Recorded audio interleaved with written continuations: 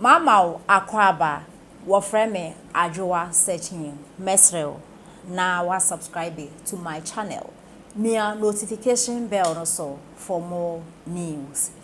Ebusiafo nansen oman penida da mahama ekopiem ewo Europe abrochrimem a eye Amsterdam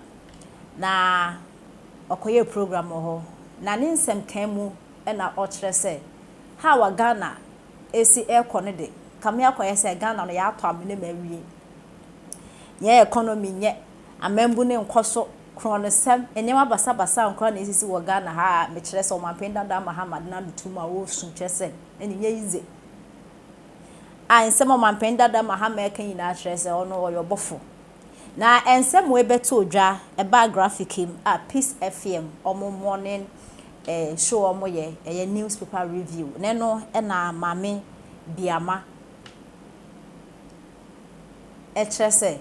na oman penida da Mahama inti Amsterdam no kogina na oka sensem no mana by this time no sesi no Ghana fo bia nani ate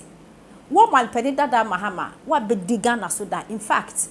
oba ba munyende position bia wa akura bida inti se ye ka obi a wa bedi Ghana so we disappoint yen a ye wo man penida da Mahama inti Amsterdam na okogina ya wo kasa asif se wo ye angel no wo ye angel because position bia wa dibi to president obedi president ye hu ne wo ye nya de papa bia na wo ye one ye anything different from the NPP aban eye akwan a uyi ya NPP aban ye bi school a osisi NPP SCB hospitals na osi NPP SCB economy no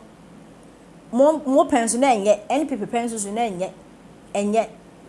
chese eniemu amoye no enye different from the His Excellency na Don Kakufado eye tinimu di ahe no wakwakodina Amsterdam efefi wani ase esu asif say we perfect than any person or country we move o amapenda da Muhammad ensem hu na wodi because obedi president da de wo ye kra na e west kra yenti ese ne ensem no esi ekoy eye Amsterdam eye Europe abrochimem na wakosu amagana Wanya su amosaji fu Dr. Kwame Nkrumah Ghana oh mampani mama kasasa no say eti Kwame Nkrumah Ghana ni Ghana ni so anu so abe mampanyini bi pe ono ba wo ye den o say me so anu so abe mampanyini nya de o meye bi da ono wasom o man ye ka obi a wasom o man ya cha wono ka ho bi eti ono no obesom o man de na o ye sometimes ni penny bo hono mo a wo kasa no obi san say wo ba ne de na wo ye legacy a wo ja wo hono eno no obi ba ye oba beto aso no kwa na wo kan ya sa because what me ko jina ba bi ka bibi te say de wo de wo your strap for de fin bi ani hu how can you talk like that asa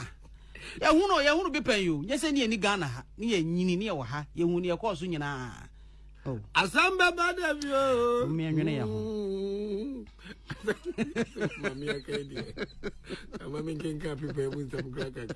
ya rade dia bi ba ne dia bere so man penda da omo jade pampa masempa se nipa oba wo abosome nkru achimwa wo yen ku kidnap nkrofo ma yen se o manage pade yen hihye nkrofo stores yen kidnap nkrofo ma yen se o man aban ne pade for power for you to come just 4 years back 4 years pentiu omun destroy bibia wo man no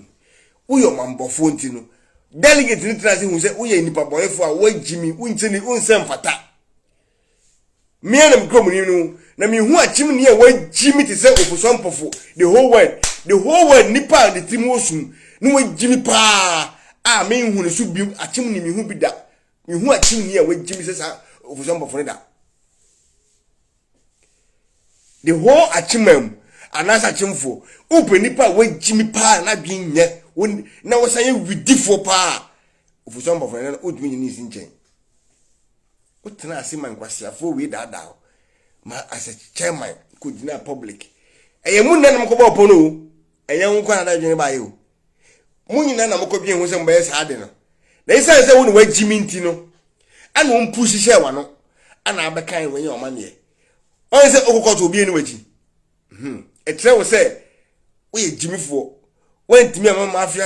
mafia gang you know format na enra mu na I don't think say we are rest achini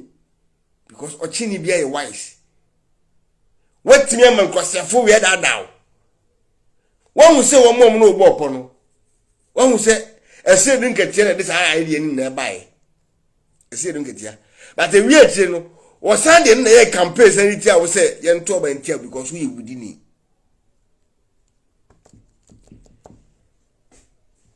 Was Sunday after na betra monte say what could din a party echi ama wakoka ensem eno bia ase yo na kan isi sa interview no so da ho anu ma no kopa say what could ye chire man ne wakonya problem o court akoka sem ama wakonya sem miss bi me chia o me Maame ana ya me chia o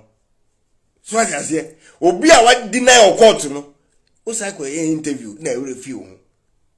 se wakoka ensem bi amene lo ko na court meanwhile wo si nyawo na wo kae onso achim ne wagimi se de mi hu bi da wo mi hu achim ne wagimi sa da ana wan trachimem ai sa ko tren ko fon ko mo bi ana mbwa wan trachimem wo cha wo mo ye so trachimem ofu so mbofo antena ho atin se tamane tete no temana sha ma ko mo nyimi sa wo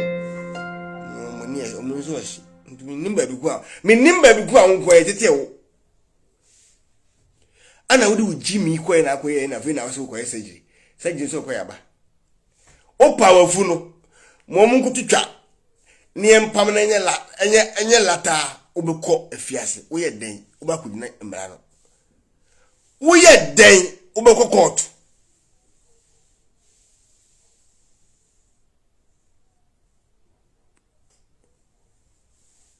wo ye den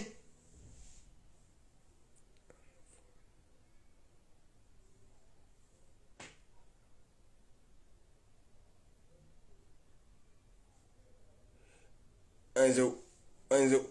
wow was we Britain me once I trust eti Britain ya o be ka we go say speak up English. You say wa me am go school was me yes yon wa dwen so be ka ma obi a odin di kwamra fori a wo ya kan ni ba also your Britain into me speak up English. And I say anything. Also be good when I say, yeah, Monya Sawati. My Chrome Casa are very proud. It mean what temu. But yeah, my Monya Sa. More Facebook with the moon when it brought from our throne. I'm from Britain, so speak up. Maame. Speak up. Speak up English.